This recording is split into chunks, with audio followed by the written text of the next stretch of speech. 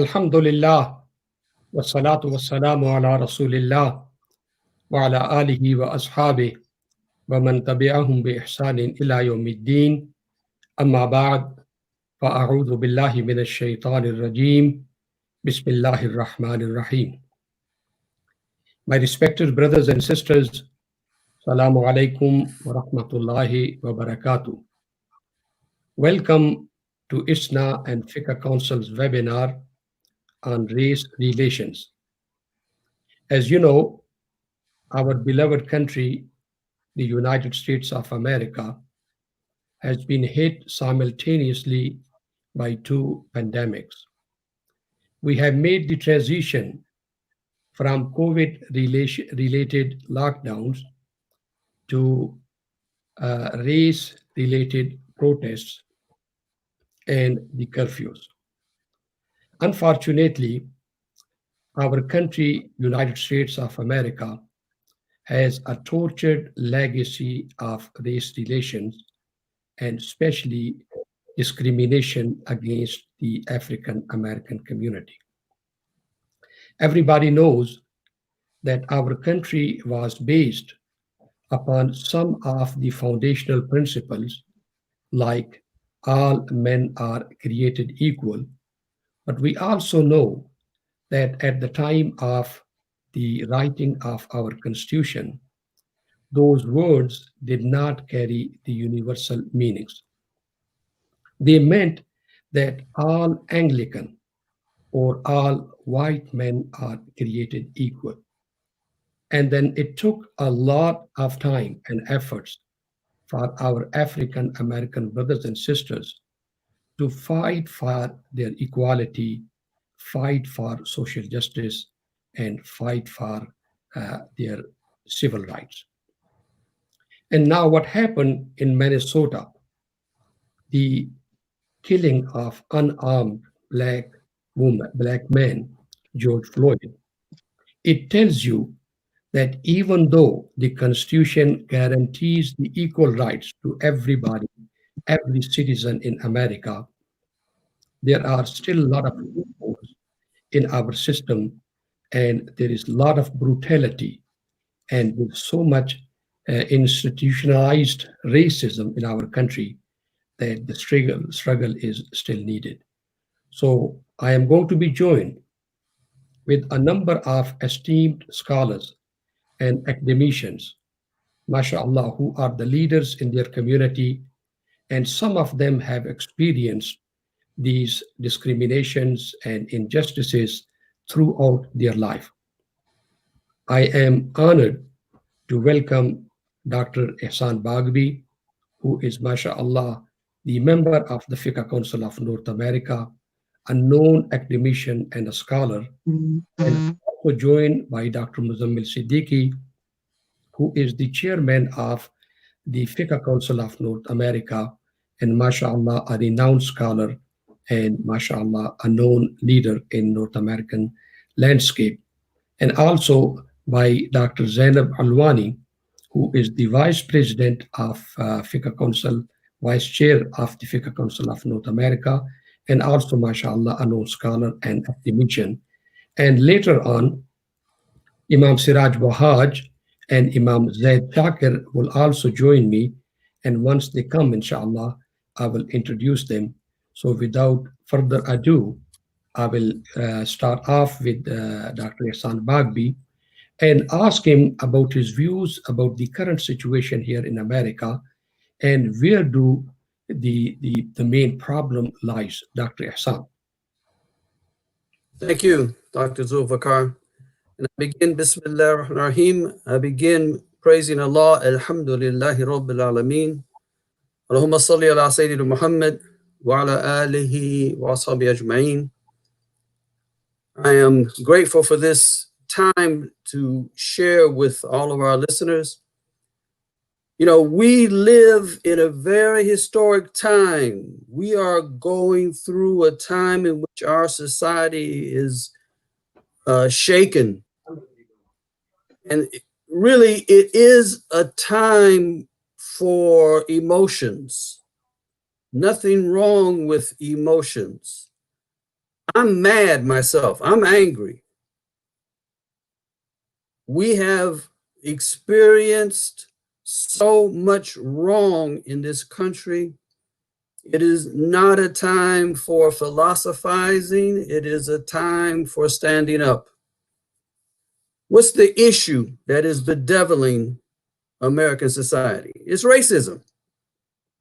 Racism is a virus that has bedeviled, has diseased, has weakened, damaged American society. It is the biggest problem. It is the most major contradiction that exists in American society. And it's an old problem. It's not it didn't happen just recently. It's an old problem, starting from the very beginning of this country. And, let us remember that American racism, the racism that says that Black people are not fully human, that they have no culture, that this is a branch of the colonial project which focused on European domination and conquest. So at the same time that American whites were taking away the humanity of Black people, they were also taking away the humanity of other colonial subjects. It's the same project. It's the same virus. So just as they said Black people had no culture, no real history, they were saying the same thing about Islam. Islam is the problem. Islam is backward. Muslims never had any real civilization. That's why they wrote Islamic civilization out of the history books. So let's realize that this is part and parcel of the same problem. But we live in America, and this is what we have to confront, our present situation. And I need to be personal, because I'm a child of the 60s. My generation lived from the time of overt racism to the convulsions of the 60s and a major change in America as it tried to deal with this long legacy of racism. I was radicalized, as so many of the people of my generation were radicalized in the 60s, radicalized by the civil rights movement and the demands for justice in this country. So this is very personal. This is very personal. My father is African American. My mother is white. But my mother's relatives disowned her. So I never even knew my white relatives. So I knew racism from the very beginning. I grew up in Cleveland, Ohio. My father, African American, was angry himself. He graduated with a BA in journalism from Indiana University, but he could not get a job at the major Cleveland daily newspaper. In fact, it was not until, and he moved in 1948, so I'm talking about the late 40s and early 50s. He could not get a job. In fact, that paper didn't hire Black reporters until the 60s, almost a decade and a half later. We were not allowed to go to certain department stores because he said that when he came to Cleveland, they would not serve Black people in their lunch counters. So I never set foot in certain department stores in downtown Cleveland. I could go on and on. Racism was real. I'm in the 9th grade and they tried to integrate schools in Cleveland, there were riots, and this is white people rioting and beating up black people, beating up students.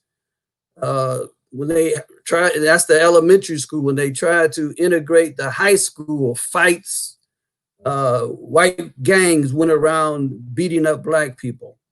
So racism is very personal for me. In fact, the only time I was beat up when I was growing up was when I walked through a white neighborhood with a few of my friends at night. Big mistake.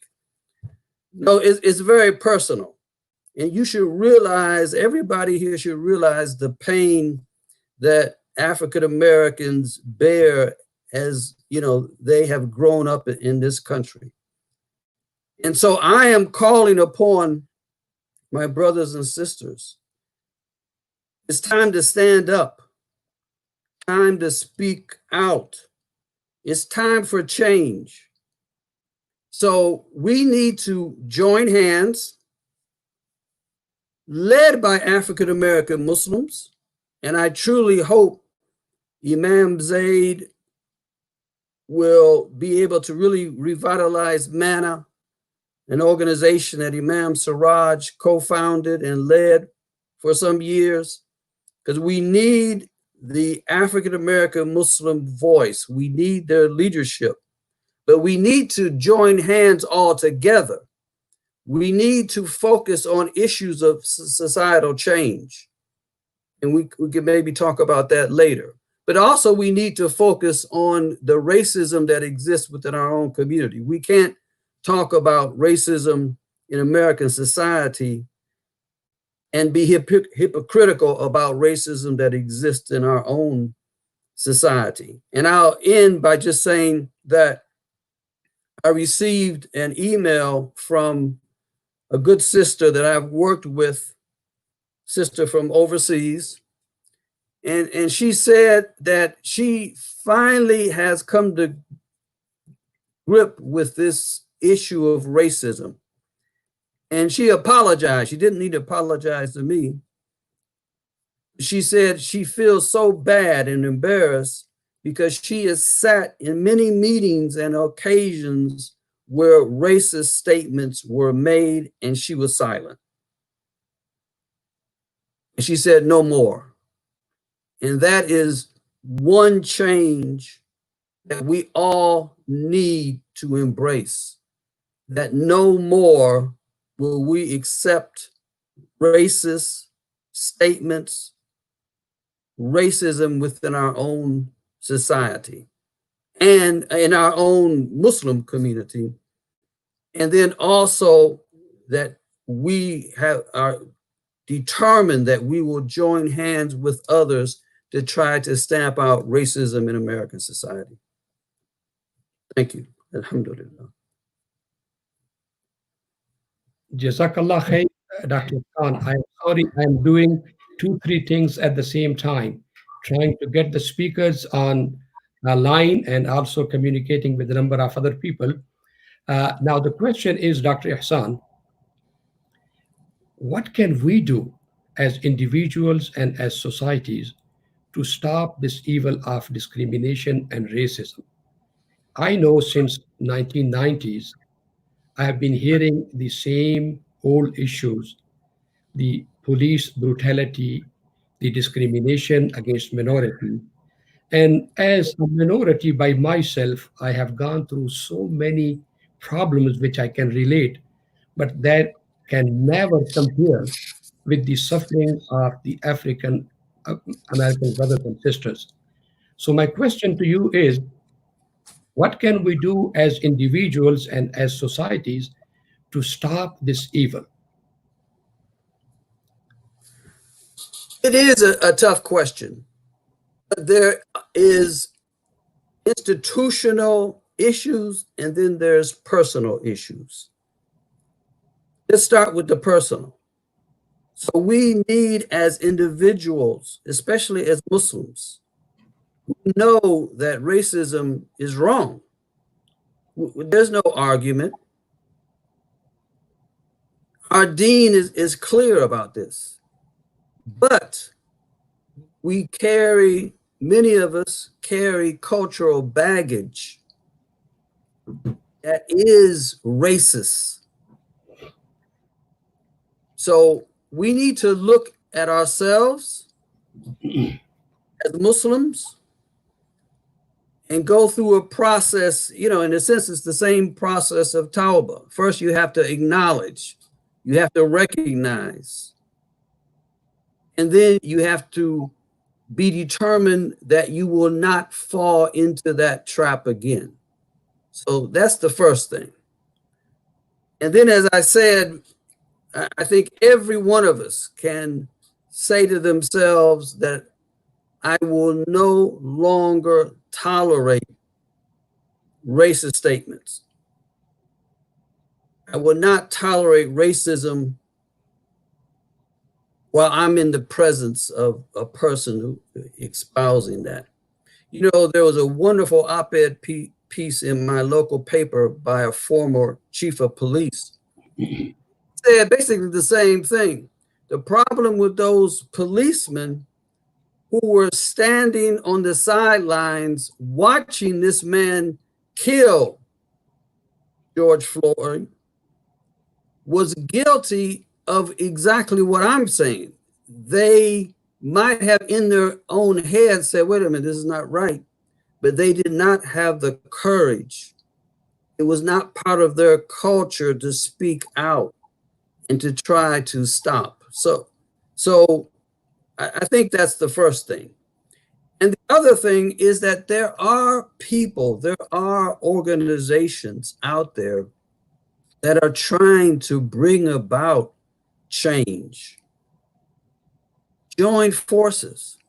There are many organizations that are trying to do good, especially in the inner city, in the Black community. I think of Iman in Chicago and Atlanta. I think of my own share centers, which were started by Manna in Indianapolis, in Lexington, Kentucky, where I am, in Atlanta, in Indianapolis, Indiana. We should be supporting these efforts. And there are many working, in civil rights, in trying to bring about change in society. My hope is that Manna will become an organization that will lead the way. But the point is simply that there are many organizations out there. Let's join, support, and stand up. I'm so, happy. These times are times when people get mobilized. In the 60s, during the riots that took place in my own hometown, watching the struggle of Black folk to realize justice mobilized me. It's what led me to Islam. I was radicalized first, and that led me to Islam. And what I'm saying is that I'm so happy to see many young folk, especially I'm reflected on some of my own grandchildren and children who are out there on the streets. It makes me so happy and so proud to see them out there. And that is hopefully the reaction of so many Muslims. Yes, go protest, get out there, seek ways that you might get involved. This is a time for change. It's not a time for sitting down.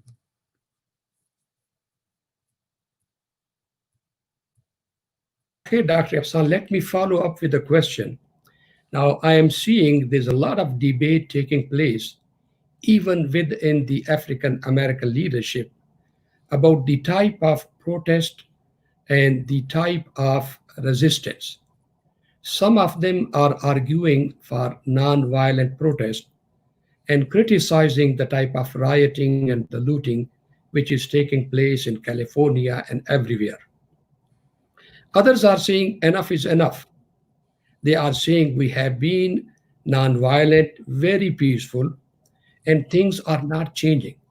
So they are arguing that sometime rioting could be the only voice of the voiceless.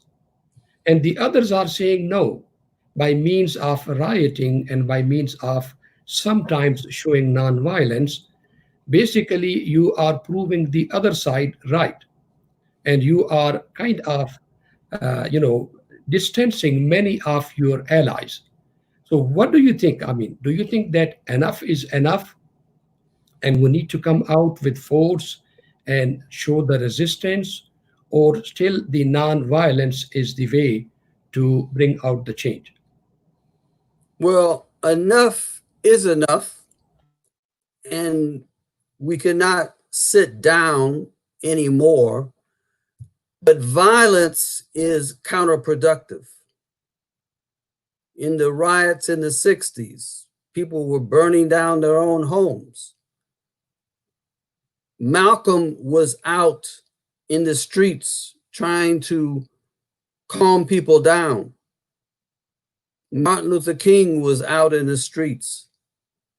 So you can be very, in a sense, to confront the authorities and what's wrong in society without falling into violence. Usually the people who, and so there are many ways. People were sitting, blocking highways, doing sit-ins. These are all effective ways to bring society to a halt. You know, blocking intersections and talking to the police. So there are ways to be, in a sense, forceful. But to allow violence is to distort the message and to sideline the message. I was very, very unhappy with the media coverage, especially in the beginning, because they focused on the violence, which is very typical. They focused on the blood, they focused on the breaking windows, instead of focusing on the vast majority of people who were peacefully demonstrating. Angry people, people who wanted change. But instead of focusing on that, they focused on the violence. And that is the distraction of violence. Now, recently, they've switched. So here in Lexington, again, they focused on the violence, although we didn't have much. But recently, they focused, the headlines are all about the peaceful demonstrations. And so yesterday's paper, the big headline, peaceful demonstrations. And then the second page, they had a long article about the two people who were arrested. You know, a long article, but two people who were arrested for disorderly conduct. So violence is not the way. Now, just as Malcolm and Martin Luther King in the 60s understood violence, understood the frustration of people, the frustration that leads to strike out. But it is striking out blindly. And of course, we must realize that, as many people have argued, that much of the violence is actually provocateurs on the left and the right who are perpetrating a good amount of this violence. But undoubtedly, there are people who are frustrated and misguided who are also a part of it. But violence is not the way. Constructive, confrontational, nonviolence is the only way. Sure. I totally agree with you that, I mean, somehow we see that it is ingrained in the psyche of America that somehow the black community or the black youth are inherently violent and criminal. So when they see this kind of looting and rioting, it provokes their already existing anxiety.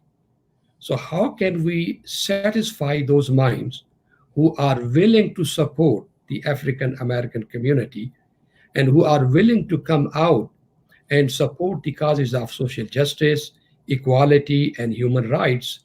How can we quell their anxiety and say these are only few criminal elements, but the majority of the protesters are peaceful and peace loving people? Yes. There was a wonderful article in the New York Times a few days ago about a Bangladeshi store owner in Minneapolis whose building was destroyed. Most of his building was destroyed by fire. And they had a nice picture of him outside of his building, and he's smiling. And he said, "I'm with the protesters. I realized that my business was damaged, but I'm sympathetic with the protesters." So in fact, his building was not totally destroyed. So protesters who were hurt by tear gas, he let them come in. He provided water and food because he said, okay, what happened to me is not right. But historically, I agree with their grievances, and I agree with this frustration. I agree that change has to happen. I think that is how we should react. We are not happy about property destruction, but we have to understand the reality that leads to such frustration. That Imam Siraj Wahaj and Dr. Muzammil Siddiqui are trying to get on. We are having some technological hiccups. Forgive us for that. Maybe Imam Siraj seems to be getting on the screen right now. I'm on now. Jazakallah khair, mashallah. Welcome, Imam Siraj. Assalamu alaikum. Can you? Yes. Yes, brother Imam. Yes. You have to unmute your computer, maybe. Can you unmute your screen, Imam Siraj? Okay. Can you hear me, Imam Siraj? Yes. I think he's trying to get on. Yeah. Let me continue the discussion. Now, Dr. Zainab is here. Wa alaikum assalam wa rahmatullah, brother Imam. Are you able to hear me now? Are you able to? Wa alaikum assalam. I see you, Imam Siraj, but I can't hear you. Can you hear me? Let me continue the discussion until we figure out how to, inshallah, communicate with Imam Siraj Wahaj. Dr. Ihsan, I can tell you my personal experience here in Milwaukee. Now, in Milwaukee, east side area, we have got, mashallah, a lot of Muslim store owners. And unfortunately, some of those stores were vandalized, burned, and looted. When I talked to some of those store owners, one of them, he was very cordial and he said, Alhamdulillah, the merchandise can be replaced, the stores can be rebuilt, but human lives cannot be replaced. So even though he had a lot of grievances, but he was very positive that as long as some Quran, I can see myself, and but I can't hear. basically understand the issue, these sacrifices mean nothing. So may Allah subhanahu wa ta'ala bless those brothers and sisters who have suffered as a result of these kind of criminal elements. I can't hear anybody. I can't hear anybody. So what do I have to do? But somehow we have to look at the bigger picture, and somehow we have to make these sacrifices for the sake of that. Yes, I see it. I do see it. Humanity, which we Muslims believe. Now, let me ask you, Dr. Zainab, when we look at the concept of Islamic ethical monotheism, got you. we talk about the unity of Allah subhanahu wa ta'ala. That unity of Allah subhanahu wa ta'ala also means the unity of humanity. I pressed the audio and, that we have created iPad microphone. the same mother. I'm on iPad, yeah. To Allah subhanahu wa ta'ala to make me white, brown, black, or red. It is the divine choice and the divine decision. So when human beings, they discriminate on skin color or upon ethnicity, I think from the Islamic perspective, that discrimination is not a person that is against God Almighty. So how do you think the basic concept of Tawheed in Islam can be related with it just makes a mark, humanity, as and as if saying okay. everybody as all creatures of But Allah should subhanahu I wa try going back to? ta'ala. Please. You still can't. Yeah, maybe Okay, our I'm back there again. is still communicating There's that. something that says camera and audio. I pressed the audio. بسم الله الرحمن الرحيم. Now I can hear. الحمد I can hear. لله والصلاة والسلام على سيدنا ونبينا محمد وعلى You done? آله وصحبه وسلم. Subhanallah is, Can I do? as you mentioned, I think it's just as a reminder, maybe reading from Surah Ar-Rum, Surah Okay. number 30. And when I think listening to the ayat of Quran Okay. itself, it reminds us how to react to this. So when Allah subhanahu wa ta'ala is saying, and among his signs is this, he created you out of dust, and then you become human beings ranging far and wide. And among his signs is the creation of the heavens and the earth, and the diversity of your tongues and colors. For in this, behold, there are messages indeed for all who are possessed of innate knowledge. In this, what Allah subhanahu wa ta'ala also, it tells us in Surah Al-Hujurat that he created us from a male and a female. And then he explained to us in very clear language that the reason for this is to get to know each other, to get to know one another, to build cultures, to build societies based on that respect and love and compassion. And also it's coming from the heart of the believers, is to have that connection with our brothers and sisters, because we all are coming from one source, is Adam and Eve. And that's what Prophet Muhammad, peace be upon him, announced, and as if it was his final wasiyah, to remind us that we all, Allah subhanahu wa ta'ala is one, is the one creator who created us from dust, and created us from one parent, the parents Adam and Eve, to do what? This is our challenge, and this is our mission. How to get to know one another. This is, I think, the challenge for humanity.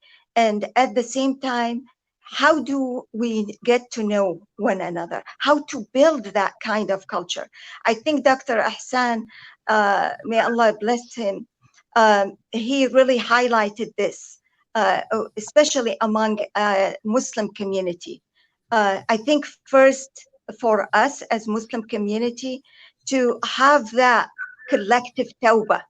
And that collective tawbah or repentance to Allah subhanahu wa ta'ala is, as mentioned, I was reflecting on Surah An-Nur, subhanallah, and there's another, of course, also issues in that within the surah, mostly about that kind of culture.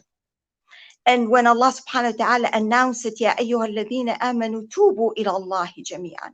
And that kind of repentance, I was reminded by this surah, this is the time for all of us to come to repent. And that kind of repentance is to acknowledge our shortcoming. And our shortcoming is that we are not able to establish the concept of ta'aruf, to get to know each other, to get to know one another. And our brothers and sisters, African-American brothers and sisters, are here with us. How much we get to know about their history. How much did we get know about their struggle for years and years. And I think for this, I bear witness before Allah subhanahu wa ta'ala that I started really with that kind of tawbah, to get to repent to Allah subhanahu wa ta'ala. And as Dr. Hassan also mentioned, this is part of our struggle, all of us, to invite our brothers and sisters, listen to them, learn from them, and then inshallah we stand, of course, with them in this struggle. But the mainly is, what is the next step, is to have that kind of knowledge and to ask them, what should we do to be with you and side with you in this struggle. And inshallah we will revive that kind of culture, and starting with the self, then family, in our family, and then the community, and then inshallah the society. Jazakumullah khair. Dr. Zainab, mashallah, I see our beloved Imam Siraj now on the screen. Imam Siraj, still you can't hear me? Imam Siraj, can you hear me? We are still having difficulty communicating with Imam Siraj Wahaj. Imam Siraj, can you hear me? Maybe still we are having some difficulty. Maybe we'll continue the discussion. Dr. Ihsan, let me ask you this very blunt question. When it comes to us, the immigrant, for us, United States of America is the dream come true. We have seen the injustices, social discrimination, and police brutality in our countries. And honestly, this country is the best country on the face of the earth when it comes to human rights, human equality, and especially equal opportunities. But also, this same country, our beloved country of United States of America, has a very deep, dark side of brutality, violence, institutionalized discrimination, racism, and somehow the African American community has bore the brunt of it. I also recognize the fact that had it not been to the African American efforts and civil rights movements, we immigrants and minorities would have not been here. Actually, it's not only the Muslim minorities, but the Jewish, the Christian, many of those people who have come from all over the world, they are benefiting from the sacrifices and the sweat of the African American community. But somehow we are not here for them when they need us the most. So what is your analysis of the problem? How can we bridge that gap? Any kind of what? While being the beneficiary of their sacrifices, we are all participant in their sacrifice.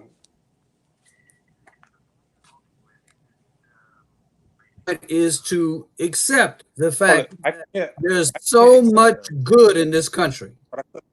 I recognize that. It took me some time to recognize it, but I recognize this country has many, many benefits. But it was not always like that. The racism that has existed in this country led to persecution of not just African Americans, but the Chinese, the Japanese, put in concentration camps. So people of color were not even allowed in this country from about 90, up until the 1960s, the Chinese Exclusion Act.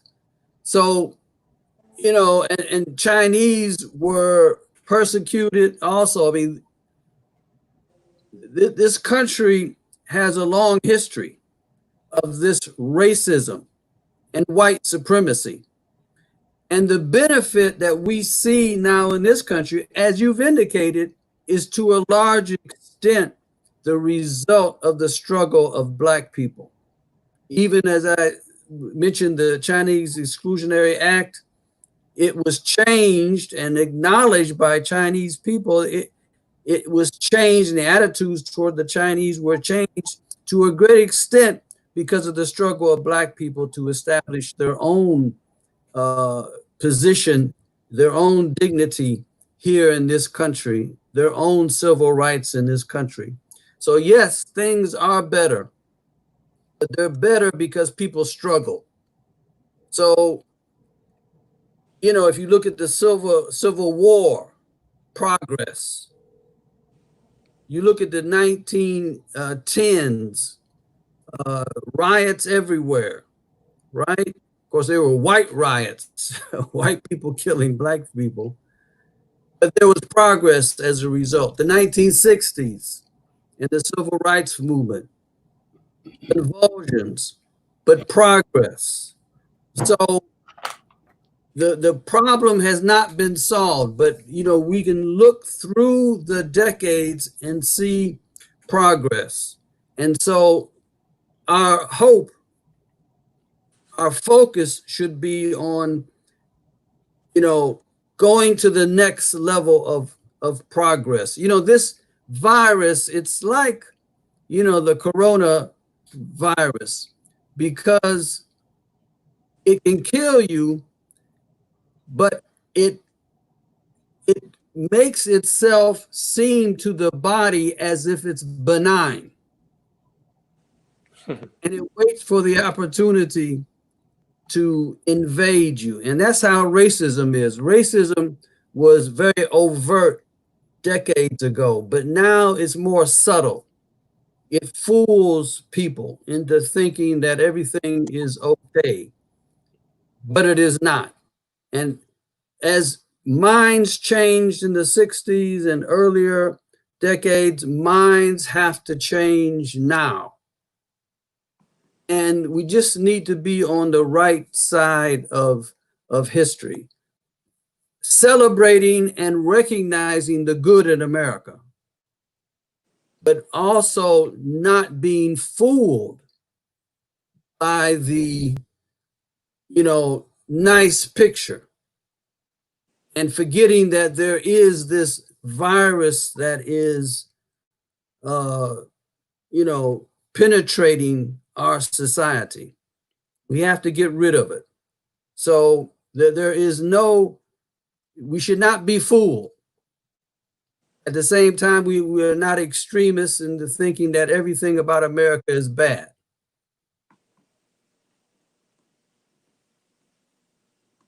Can you hear me now? Brother Imam, can you hear me now? No? No. Unfortunately, this is the problem which we have been having since the beginning. I was struggling from the very beginning to communicate to 3 different people at the same time. We can hear him. We can hear him on his phone. Maybe he can talk through. I got the phone here. Can you hear me at all? Yes, yes. Can you hear me? Yes, we can hear you on the phone. Without the phone?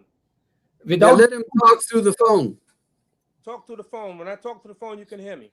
Yes, yes. First of all, I'm going to say how beautiful all of you look. May Allah subhanahu wa ta'ala bless you. Bismillah ar-Rahman ar-Rahim. Alhamdulillah. Ashhadu an la ilaha illallah wahdahu la sharika la ashhadu anna Muhammadan abduhu wa rasuluhu amma ba'd. Actually, this, I want to first thank Islamic Society of North America and the Fit Council of North America for convening this. I think that this is critical. And it can't be, really, honestly, even a few hours won't do it justice. This is like a big conversation. I just left another meeting now with African American imams and immigrant imams, and it's very heated. It's very heated, and basically, I agree with Sister Zainab. My whole thing is lita arafu, and we have to learn about one another, and it's critical. And you know, I know none of you ever watch movies. I know that. I get it, right? But if you ever were to watch a movie, there's 2 movies I recommend you to watch because it's good, and it's educational. Spike Lee was asked what makes a great movie. He said what makes a great movie is 3 things. Number 1, it has to be entertaining. Number 2, it has to be educational, and number 3, inspirational. So there's a movie, it's called 12 Angry Men. Came out in 1957. It's a must. You know, it talks about the criminal. The whole movie takes place in a deliberation room. There's a uh, indigenous or inner city youth that's been charged with murder. And so these 12 jurors, and none of them have names, is juror number 1, number 2, number 3, etc. And they have to determine the innocence or the guilt of this person.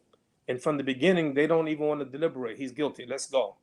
And the entire movie talks about the prejudices, the racism, and all of that. So it's a great movie. I think we should see it. I think our students should watch it. The other movie came out last year. It's called Just Mercy. It's a true story based on a lawyer in Alabama who was trying to get a black man who had been in jail, charged with, he was on death row, charged with murder and a crime that he didn't do. So I think you should watch that. Educational. Now let me give you a few things. It's gonna take really it's really a couple of minutes. um, History of African Americans. I think 1863, and Islam will correct me if I'm wrong. Imam Zayd will correct me. Is the Emancipation Proclamation. 1863. That's 157 years ago, right? So black people now are liberated. They're free. I want you to go back to 1965 in the famous Selma Montgomery marches, right? And began that the 7th, I think the 7th of March. About 600 African Americans were going to march from Selma to Montgomery, 54 miles. Why? Because they want to give the black person the right to vote. Oh, what you mean? Black people could vote? Yeah, they could, but there were tests that was given, literacy tests. And I'm going to give Imam Zayd one of the questions from the literacy test. And Imam Zayd, can you hear me? Can Imam Zayd hear me? Yes, sir, I can hear you. Imam, I'm going to give you $1,000 right now out of Ihsan's pocket if you can answer this question. I'm going to give you one of the questions from the literacy test. Okay, wallahi, if you get it right, Ihsan will give you $1,000 right now. Are you ready, Imam? Yes, sir. Okay, this is one of the tests. How many bubbles in a bar of soap? None, because the bubbles don't manifest until the bar is wet. All right. The point is, you can't answer the question, right? You can't answer the question. And one of the other questions, they want you to recite the Constitution by heart. My point is, black people, even though they were free, they weren't allowed to vote. So what happened that day was very famous. It was captured on film. They called it Bloody Sunday. It's a big turning point in civil rights movement. And so what happened? People saw what was happening to black people and they said, that's not right. So 2 days later, they had another demonstration. Instead of 600 people, there was 2,500 people and included Martin Luther King Jr. But that's called Turnaround Tuesday because they didn't have a permit. So what happened? It was March 25th. Finally, they finally make it to Montgomery, the capital of Alabama. How many people?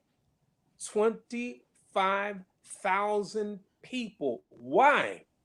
Because the same thing with George Floyd was caught on camera.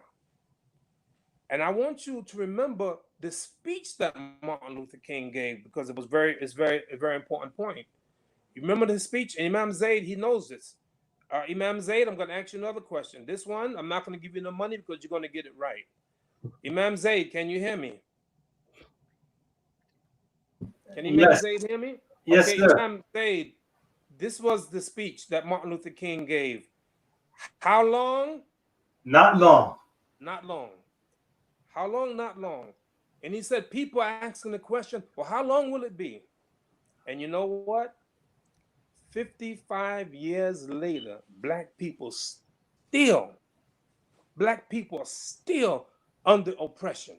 So we have to do something about it. Sister Zainab was right. Zulfikar, I didn't hear what you said, and Islam, I'm sure you said it. We know the Islam. We know what Islam says. It's easy, right? But we have to now demonstrate that to the people, and the people have to know who we are. Who are we? Whoever sees it wrong, let him change it with his hand. من رأى منكم منكر فليغيره بيده. Whoever sees an evil, let him change it with his hand. If he's unable to change it with his hand, let him change it with his tongue. If he cannot change it with his tongue, let him change it with his heart. But ذلك عدل الإيمان. So the people must see that what is the position of the Muslims. And really, honestly, we have to do what the Prophet did, alayhi salatu wasalam. أخى رسول الله صلى الله عليه وسلم بين عبد الرحمن بن عوف وسعد بن ربيعة. He made a bond of brotherhood between the Ansar and the Muhajirin. And this is what we have to do. We have to be real brothers. It can't be superficial. You see, because we're going to have to deal with this. We have to talk to the people. We have to talk to the American people. I want to quote something for you. This is from Arnold Toynbee. Arnold Toynbee, a British historian, the greatest historian of our modern time. He wrote a book called History of the World, 12 volumes, 7,000 pages, 3 million words, right? He's a non-Muslim, and I'm going to read what he said. Because he made two major points. Point number one, he said, the solution to all international conflicts lies only in embracing Islam in mass, because Islam is the only religion that can transcend nationalism. I see with great dismay, the second point, I see with great dismay that nationalism is gaining grounds even among the bearers of the Quran. What is it that he sees? I will hope that the day would come when all of humanity will break this idol and unite as the children of God. So we have it. We have the right formula. We have the Quran. We know what it says. In akramakum indallah atqakum. We know what it says. The most honorable of you. You want to be superior? You want to be better than somebody? Be better than somebody in your righteousness, in your fear of Allah subhanahu wa ta'ala. But now it's easy to say. Now we Muslims have to prove it first among ourselves. Yes, we got to know one another. Yes.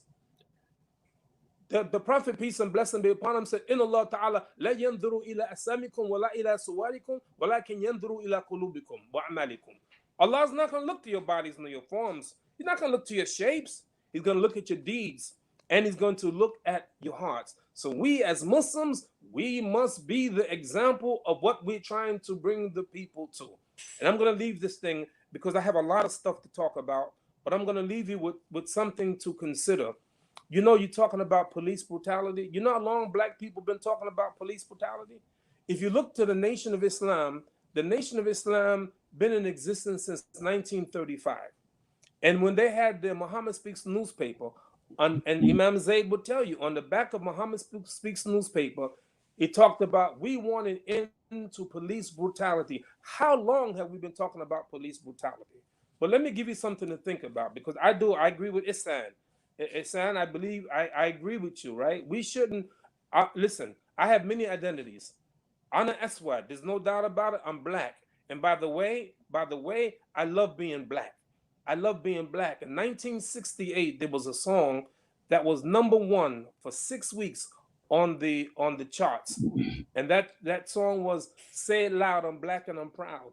You have to understand what that meant. This was a social revolution. It was black people beginning to learn to love themselves, because black people hated themselves the same way people hated us. We hated ourselves. So you had this revolution, this social revolution. Black people began now to be proud of themselves, and they started wearing dashikis. They started taking Arabic names and African names and things like that. So it was black people again learning to love themselves. Alhamdulillah, Islam teaches us to learn how to love ourselves. So let me give you a little bit recent history, and then I'll be finished. I'll close my mouth. I really want to listen to you all. I came tonight to listen to you. You know, it's rare that a white police officer is convicted. this for the record. Let me tell you this. Do you know every year 10,000 innocent people are convicted in prison? Almost every week you read a newspaper, you'll find out, especially black men, you find out such and such man was in prison for 40 years, a crime that he didn't commit, and they just found out that he's innocent. I read a man in prison for 50 years, crime that he didn't commit.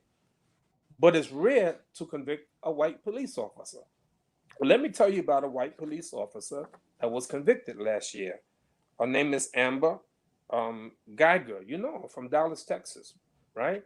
She killed a black man in his own apartment, sitting down in his apartment. She said she thought she was in her apartment and she thought he was an intruder and she killed him. Well, you know, she was convicted. And let me suggest to you why she was convicted. Let's look at Dallas right now. What's the population of Dallas now? 42% Hispanic, 29% white, 24% black. More details. The mayor of Dallas, black. The police chief, black. The Dallas County District Attorney, black. The judge who presided over the case, black.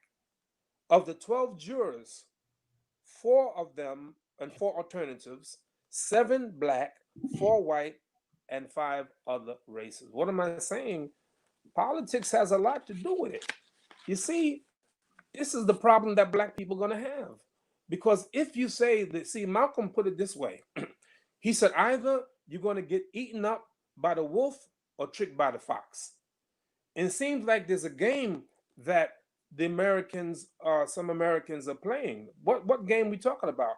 You can have a black president, Obama, and then right after him comes a Trump, and undo everything that Obama has done.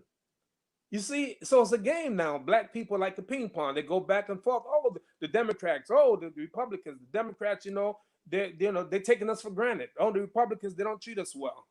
So we got a lot of work to do.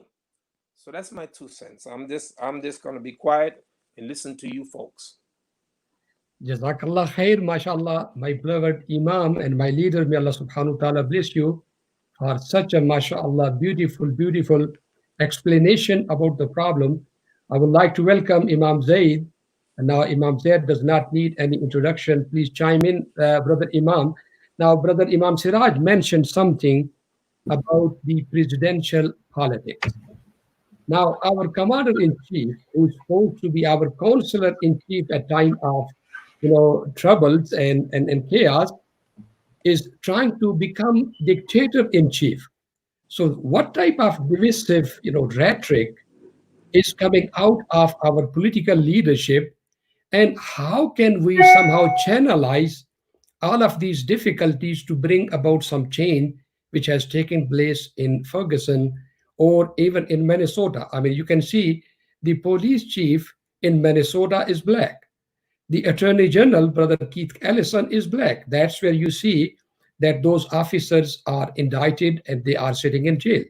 So what can we do to change the political landscape, Imam Zaid, and to change the conversation on the national level?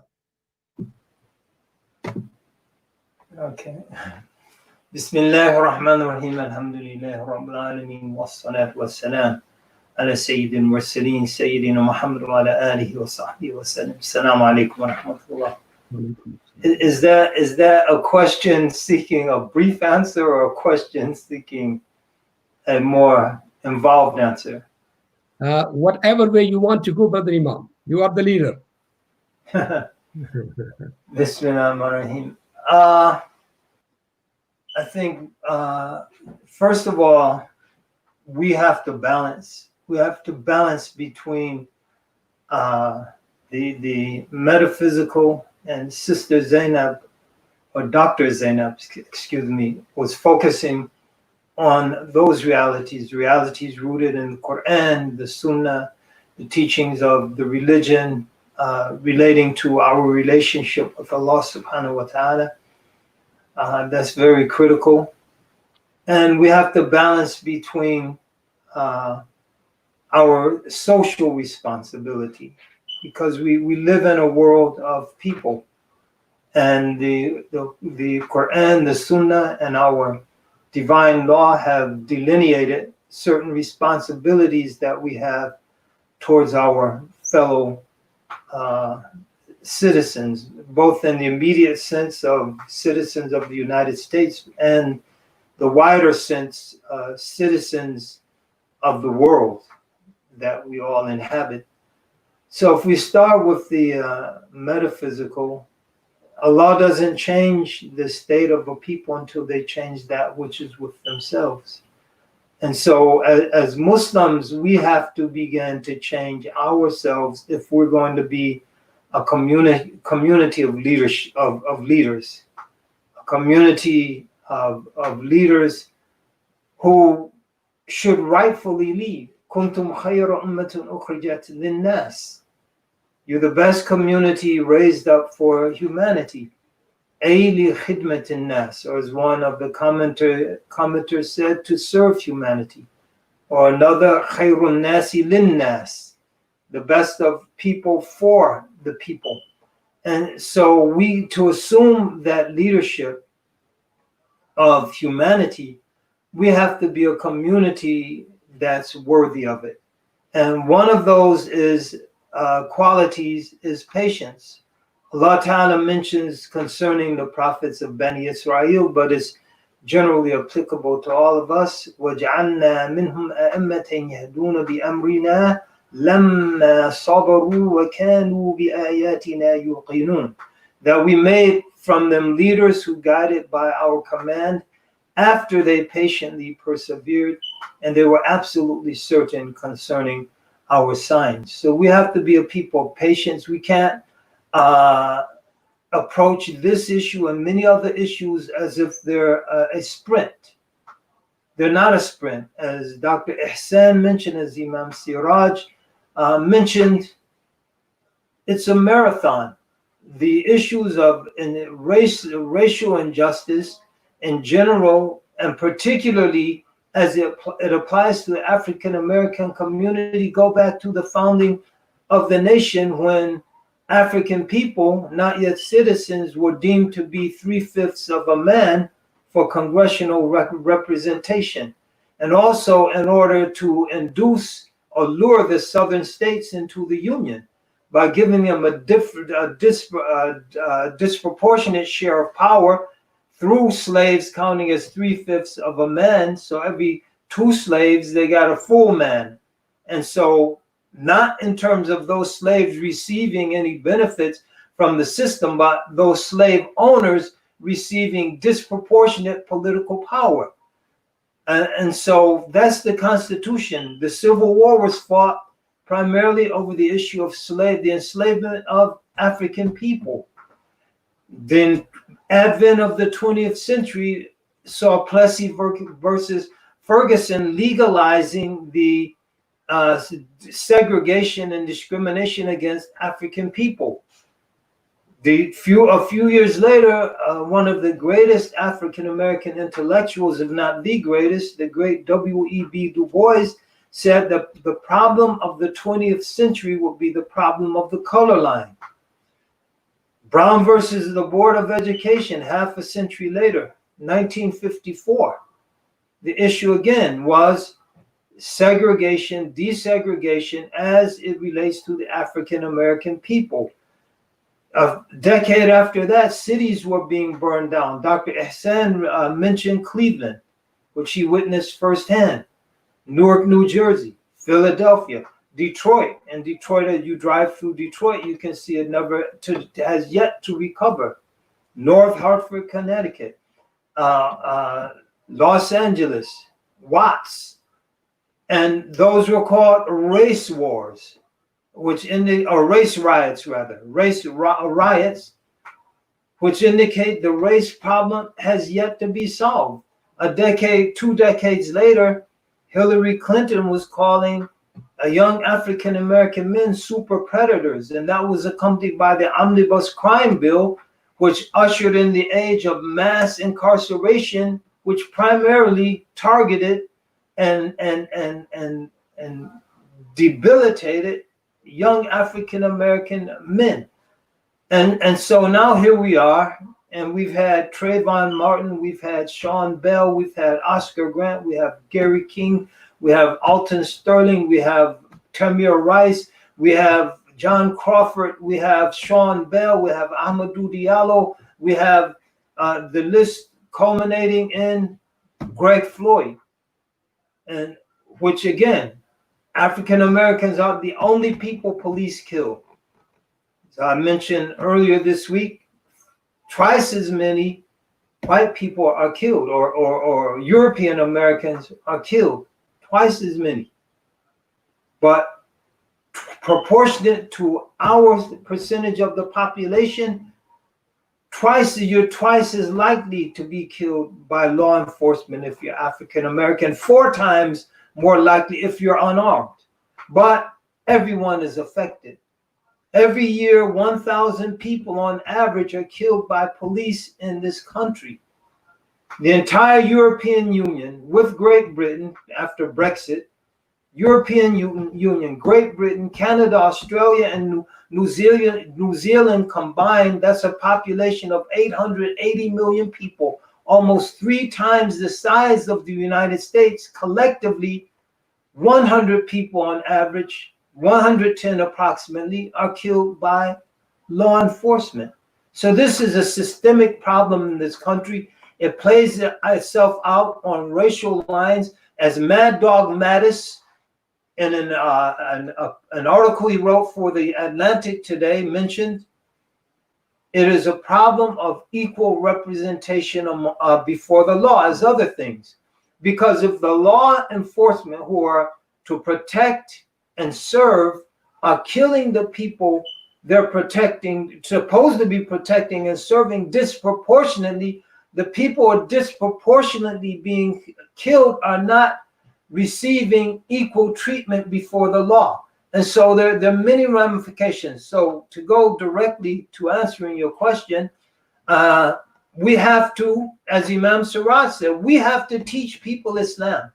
Malcolm was not stupid. Some people dismiss the letter that Malcolm wrote from Mecca, where he famously said, perhaps if the white people of America could study Islam, could become Muslim, maybe Islam would remove the racism from their hearts and from their consciousness.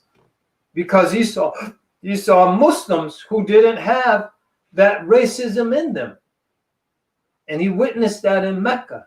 And some people dismiss that. Malcolm didn't know what Muslim societies, the racism that's really there, etc. He's looking at the big picture generally and not at the anomalies. As Imam Siraj mentioned, Arnold Toynbee, in that quote, but in another quote in a chapter, Islam and the West. In addition to what Imam Siraj said, there he says Islam can address 2 nagging issues for Western civilization: the issue of alcoholism and by extension drug addiction, and the issue of race. And so, as Imam Siraj astutely pointed out, Arnold Toynbee was perhaps our greatest historian of the 20th century. So these are not unintelligent, ill-informed people, Malcolm X and Arnold Toynbee. What does that tell us? We have an historic role to play. And part of that role means getting out there, not getting out there on the street corners at the mall, handing out pamphlets. That's part of it. That should be what our youth group should be doing. And that will give them a sense of activism that will ward off them falling for so-called violent groups. Because no, you don't do that, stay home. And so they go online and get sucked into because, oh, no one wants to help us change the world. But these people are telling us how we could change the world. And it's a false call.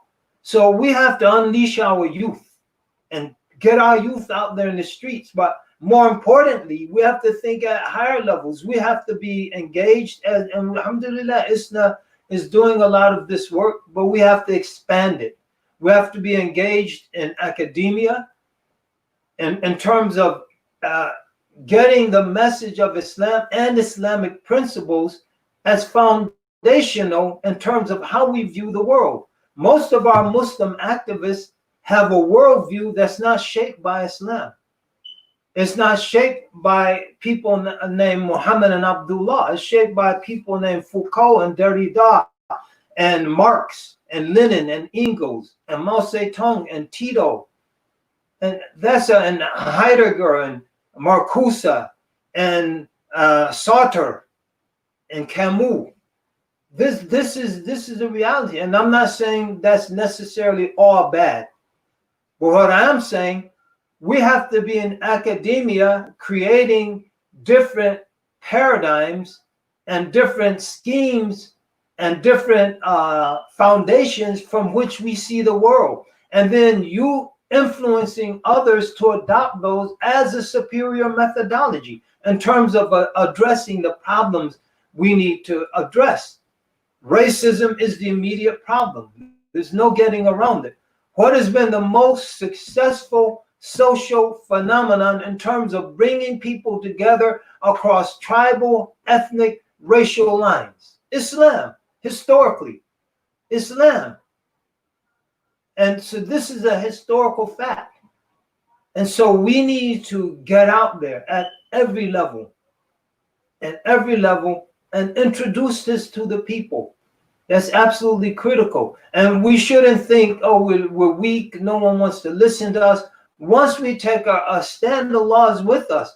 When the companions of the cave, Ashab al-Kahf, that handful of young people, the whole weight of the Roman Empire was against them. But who was with them? إنهم كان فتية آمنوا بربهم وزدناهم هدى وربطنا على قلوبهم إذ قاموا فقالوا ربنا رب السماوات والأرض لن ندعو من دونه إلها لقد قلنا إذا شططا. So when they took a stand, Allah said, we strengthened their hearts. وربطنا على قلوبهم إذ قاموا إنهم فتية آمنوا. نعم إنهم إنهم فتية آمنوا بربهم وزدناهم هدى. Their faith led to Allah Ta'ala increasing them in guidance. So if we are a people of faith, a community of faith, a community rooted in faith, a community acting on faith, Allah will guide us. We don't have the answers right now. But if we stand up acknowledging, as Imam Siraj said, that something's wrong. Whoever sees something wrong, change with their hand, change it with their words, change it with their hearts. Acknowledging there's something wrong. And then standing up to try to do something about it. If we stand up right now, we don't have all the answers. If you listen to President Obama's live stream yesterday, I encourage everyone to do that. He and the group of young people with him, they don't have all the answers. But if we are committed to finding an answer, Allah Ta'ala will help us find an answer. وَزِدْنَاهُمْ هُدَى. And then Allah said He strengthened their hearts. وَرَبَطْنَا عَلَى قُلُوبِهِمْ إِذْ قَامُوا. When they stood up, Allah said we strengthened their hearts. So we have to be a community of faith, first and foremost. We have to be a community of knowledge. We have to be a community committed and dedicated to serving the downtrodden and poor amongst us. And we were talking earlier, something practical. What can we do to change this landscape? Zakat. Zakat. We all know zakat is more rightfully, based on the fatwa, the mu'tamad of all of the madahib, is more rightly spent in the land that is gathered in. And so if we were using our zakat alone to strengthen our poorer Muslims, using our zakat, وَمُؤَلَّفَةِ قُلُوبُهُمْ, for those people who were they given assistance and given a hand up, especially during this recession or depression that's coming with this coronavirus-inspired economic meltdown, what would be the response of the people? And we're talking millions of dollars. Alhamdulillah, we have a program like that in Oakland, California. There are suburban Muslims who don't have any zakat eligible people to speak of, generally speaking, are giving that money to be distributed amongst the needy in the inner city communities. What if this was happening nationwide? What if this would happen? What impact would that have on our society, especially during this time? And so we have to be reaching people with our spending, reaching people with our ideas, reaching people with our passionate concern for their well-being. The Prophet, to bring the metaphysical and the social responsibility together. إِنَّمَا تُنْصَرُونَ وَتُرْزَقُونَ بِدُعَفَائِكُمْ. Rather, you're given divine assistance and your sustenance based on how you treat the downtrodden and oppressed amongst you. And so divine aid, that's a mystery. That comes from our Creator, and our sustenance coming from our Creator. Those are metaphysical realities. Our relationship with our Creator and how our Creator extends His blessings to us, but they're associated with our involvement in the world that we live in. Bidu'afaikum, with your poor, you're downtrodden, you're oppressed, you're disproportionately killed and murdered, you're systematically locked out. People say, why black people struggle? I came to America and I got rich. Black people have been here all along and still are struggling economically. The average European American family, $171,000 of wealth.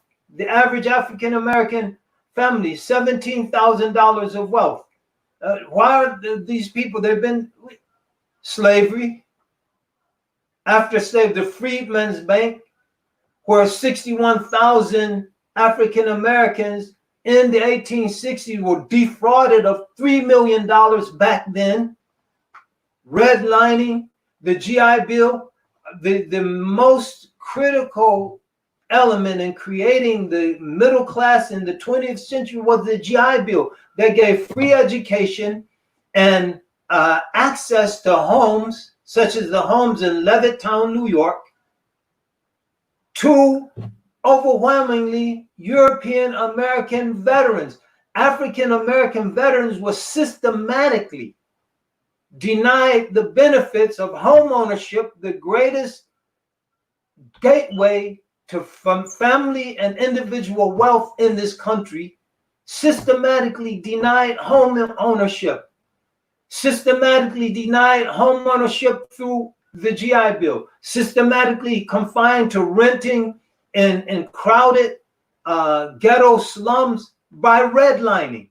So there were systematic institutional steps that we can trace to this very day that have actively worked against wealth development in the African American communities. What if the Muslims had an economic development bank where we pooled our money to empower disadvantaged and disenfranchised communities? That would change the political landscape of this country.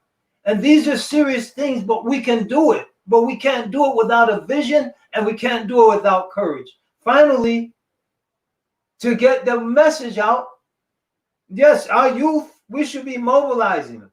Get them out in the street. Get the MSA going out to the mall, going out to the corners, giving out pamphlets, setting up tables, talking to people. That's one level. But at another level, we should be pooling our money to have a satellite channel where we can bring the message of Islam to the people and broadcast it and narrowcast it. Narrowcast that message for specific communities and broadcast it across the land. Groups smaller than us, groups poorer than us have satellite channels. And so these are big things. But whoever doesn't reach for the stars, if you don't reach for the stars, rather, you won't get the moon. But if you reach for the stars, you might not get the stars, but you might get the moon. But if you never look up and you never even envision getting off the ground, you won't get the stars or the moon. You just stay stuck on the ground. So we have to start imagining different realities. We have to start systematically working towards those realities. We have to begin to usher the institutions that we have, such as zakat, and place them in the context of our relationships with other communities, especially the poor, disenfranchised, downtrodden communities. And we have to accept that everyone isn't going to agree with this. So we don't need to argue with people. If someone says, you know, it's our brothers in Kashmir have it so hard right now, it's much worse than what African Americans are suffering, that's good. There's no need to argue with that person. Say, you know, I appreciate your view, but I would offer to you that you are not in Kashmir. You're here in the United States of America. And if you build strong relationships with other communities collectively, we could do something constructive for Kashmir or Palestine or wherever. So may Allah give us tawfiq, may Allah give us a vision, may Allah give us passion, may Allah Ta'ala give us courage, may Allah Ta'ala strengthen us. We need, during this crisis, the three items over and beyond any policy, any prescriptions and policies. We have to join with others as doctors. That's what we can do as Muslims. We have to join with others to work on changing the Supreme Court rulings that collectively give qualified immunity to police, blanket immunity from prosecution, no matter how odious and wrong the crime of killing an innocent person like Greg Floyd might be. We have to work to change that. We have to work to change the series of Supreme Court rulings that make it almost impossible to bring a class action discrimination suit against the police department. We have to work to change laws that allow the guy, I could test Imam Siraj now, who strangled Eric Garner on the streets of Staten Island, or who put his knee in the neck of Greg Floyd. Unarmed people should not be exposed to, unarmed handcuffed people should not be exposed to that in period to begin with. We have to change those laws. We have to change use of force laws, as recently happened in California. The use of force laws in the aftermath of the killing of Stephon Clark, who was a Muslim. He wasn't killed because he was a Muslim. The police didn't know he was a Muslim. He was a new Muslim. He was growing in his faith. But after Stephon Clark was killed, there was a massive movement that led to the total reform of use of force laws in the state of California. So those kind of initiatives, as Muslims, we have to join and add our weight and add our voice in large numbers. So may Allah subhanahu wa ta'ala give us tawfiq and taysir and qabul. And finally, three things we need to keep close to us. There's you have a little, you can choose. The first is the Quran. It's all in the Quran. The analysis and the solution to these problems is in the Quran. The Quran, your prayer rug. When the Prophet ﷺ was confronted with a perplexing issue, he would immediately resort to salah and a set of dhikr beads. And this one you have a choice. If you don't like dhikr beads, you think they're bid'ah, then use your fingers. But we have to be a people who are close to the Quran. We have to be a people whose tongues are wet with the remembrance of Allah. And we have to be a people that humble ourselves and pray to our Lord and seek guidance and seek insight and answers from our Lord. So collectively, that's how we can begin to impact the policies and the public consciousness in this country. Wallahu alam wal musta'an. Allah knows best, and His help is sought in all of our affairs.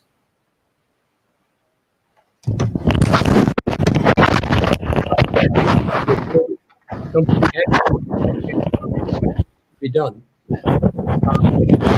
One more question. Alhamdulillah, we have got the Quran, we have got the Hadith of Rasulullah sallallahu alaihi wasallam and the Uswa of Rasulullah and Sahaba, and we also know that within 13 or maybe 23 years, the Prophet alayhi salatu wasalam revolutionized the society to the extent that the slaves of yesterday became the masters, as Sayyidina Bilal was called by Sayyidina Umar, Bilal Sayyiduna. But where does the problem lie with the Ummah right now? The critics, they say that when it comes to you guys, you talk about the ideal teachings of the Quran and Sunnah, and you do not talk about the realities on the ground. And when it comes to America or Europe, you talk about the realities on ground. When we look at the Muslim world, or rest aside, I mean the Muslim world, look at our own Islamic organizations and our masjid, and look at the number of African American leaders or the members of the shuras or board of directors or the people who are in the leadership of our masjid. That will tell you how, astaghfirullah, I don't want to say it, how tribalistic, nationalistic, and sometimes racial we are as a community. So how can we bridge that gap between reality on the ground and between our ideal teaching? Imam Siraj quoted James Brown. Say it loud, I'm black and I'm proud. I'm going to quote James Brown. I don't want nobody to give me nothing. Just open the door, I'll take it myself. I mean, we don't have time. Life is too short. I personally don't have time to beg someone to give me something they don't want to give me. I'd rather spend my time building my own. The Nation of Islam, they were seen as Muslims, representing Muslims during their time. They didn't go begging anyone for anything. They built their own restaurants. They built their own temples. They built their own farms. They published their own newspaper, and their motto was do for self. And so we have to stop sitting around here like we're some helpless, pathetic victims and start doing for self. If someone don't want you in your masjid, good. Build your own masjid. And then work, and then they'll come to you. They'll come to you. Ask Imam Siraj, when Masjid Taqwa was established and they took a stand to reform that community, everyone wanted a piece of the action. So life is too short. Don't waste your time begging people to give you something that they don't want to give you. Find those people in those communities who are down with you and say, let's go. We're going to do this ourselves. That's it. MashaAllah. Wonderful advice, Brother Imam. Now the question is, where should we go from here as a community and as individuals to somehow help the situation here in America and to eradicate racism from the society at large? I don't believe in repeating myself. I just went on about a 15-minute diatribe dealing with that question. So what's the next question? The next question is, now I'm going to be very frank with you. I have heard from one of you, I will not mention the name, one of the leaders in the African American community said to me several times that Zulfikar, unfortunately, we have replaced the white master with a brown master, or maybe with an immigrant master. So my question is, how can we now start talking about real stuff and face this issue head on and start making some changes? We have been having this conversation for such a long time. Alhamdulillah, there's a lot of progress. There are a lot of masjids who have got, mashallah, the African American community on their boards. I know some of the communities have got, mashallah, the African American brothers or sisters as their presidents and vice presidents. But you look at the greater number of our community institutions, there is a lot of discrimination going on. So when are we going to have that, very frank discussion and demand the change? I think masjids, I'm sorry for generally speaking, I think masjids reflect the demographics of the communities they're situated in. A suburban masjid situated in a suburban community that might be 40 minutes drive from the closest inner city area is going to reflect the demographics of that suburban area. And so if it is the fact that there are African-American Muslims in that neighborhood, then every effort should be made to utilize the talents and skills and abilities of that African-American Muslim. Because number one, if they're living in the suburbs, they're generally going to be a person of a higher educational attainment and a higher socioeconomic status than or that's compatible with the other demographic groups in that neighborhood, be they European American, South Asian, or Arab, or whatever it might be. And so a person, the masjid has to realize there's talent, there's money, and the door should be open. But most inner city masjid al-Taqwa, if you go there, 95% of the people are going to be African American and West African. And you're going to have others who coming in for the prayer, but that's because that's a reflection of the demographics. And so if you look at the board and the leadership of Masjid al-Taqwa, it's going to be overwhelmingly African American and West African.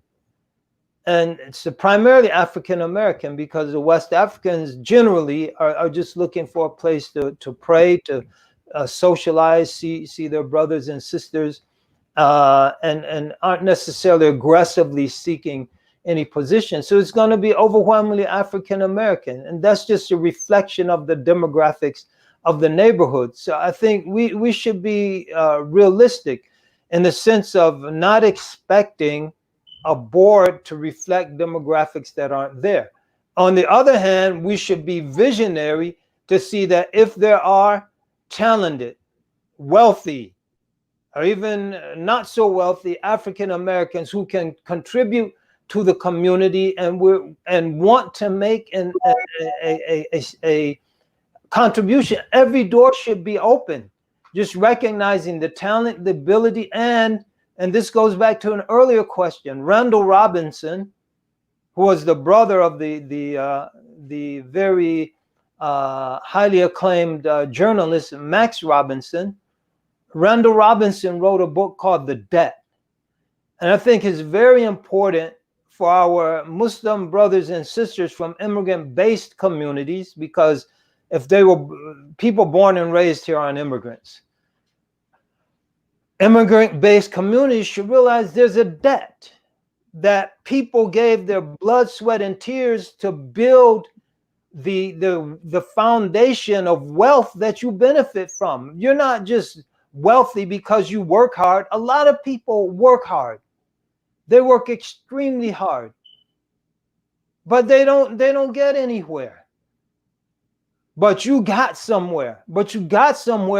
Because number one, African people during slavery, and conservative estimates, 20% of them were your Muslim brothers and sisters, gave their free labor, blood, sweat, and tears to establish the financial advantage in the 19th century that made America a 20th century superpower. And so when you come here and enrich yourself and become wealthy, you owe a debt to those who preceded you. You owe a debt to those whose struggle led to the alteration of the immigration laws in 1965. Most Muslim lands, immigration from those lands to the United States in the first 2/3 almost of the 20th century was forbidden by law. Those immigration laws were changed primarily owing primarily to the struggles and sacrifices of African Americans during the civil rights movement. You have a debt, and out of acknowledging that debt, your doors of your institutions should be open to gladly and happily receive anyone who walks through those doors, especially your African American brother and sister, and even your European American brother and sister, because people just don't become Muslims through an easy process. I'll stop here with a story. There was a punk rock kid in San Francisco, a big punk rock band. And this young man had tattoos from his fingernails to who knows where. He took Shahada. And so he's making wudu. And one brother, like, brother, tattoos are haram. I said, brother, if you knew what it took a person who was in a frame of mind to put all those tattoos on their body to become a Muslim, you'd be kissing those tattoos. And so we have to acknowledge the struggles of people to become Muslim and to maintain Muslim and to remain Muslim and to love Islam and to struggle in Islam. We have to acknowledge that, and we have to acknowledge the debt to their ancestors whose blood, sweat, and tears laid the foundation for the wealth that we enjoy, whose sacrifices opened the doors to alter the laws to allow us to come here in the first place. There is a debt, and we pay that debt. They're not here. We pay that debt to their descendants. So that's all I can say on that. I hope yeah. Jazakallah khair, mashallah. That's a very good reflection of ربنا اغفر لنا ولإخواننا الذين سبقونا بالإيمان ولا تجعل في قلوبنا غلا للذين آمنوا ربنا إنك رؤوف رحيم. And we will be inshallah ending the webinar on this note. May Allah subhanahu wa ta'ala bless Imam Siraj Wahaj, Imam Zaid Shakir, Dr. Ihsan Bagbi, Dr. Zainab Alwani for contributing to this very important conversation. And as you know, the topic is so huge that it cannot be addressed within a short period of hour or hour and a half. This is just the beginning of the conversation. And I do not want to just talk about the American community at large. I really want to talk about myself. I really want to talk about my community. As Imam Siraj Wahaj as well as Imam Zaid said, that the major issue is not political or economic or social. The major issue is spiritual, the issue of epistemology. We need to go back to the Quran and Sunnah and focus upon our ideals and the values of unity of humanity, human dignity based upon humanity and not based upon color or ethnicity. We need to come out of our tribalism and racism, something which is so subtly embedded in many of us. We need to open our hearts, our institutions, our masjids to everybody in the community, especially to the African American brothers and sisters, and respect them and sometimes overlook the shortcomings or sometimes even say basically ignore those shortcomings because we owe a lot of debt to them.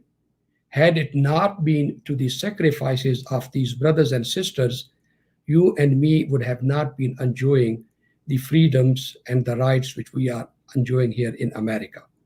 So we need to move forward. We need to work together with the community at large, and especially with the African American community, and make alliances and do something which is going to be tangible, which is going to be transformative, and which is going to be properly done in accordance with the established parameters of the Quran and Sunnah. May Allah subhanahu wa ta'ala bless our panelists. May Allah subhanahu wa ta'ala accept the efforts of the brothers and sisters at ISNA headquarters, and mashallah, the leaders of the Fiqh Council of North America. Inshallah, we will continue the conversation. Send us the questions, and if we are able, inshallah, we will definitely write back to you. Jazakumullah khair for tuning in. Barakallah feek. Assalamu alaikum wa rahmatullahi wa barakatuh.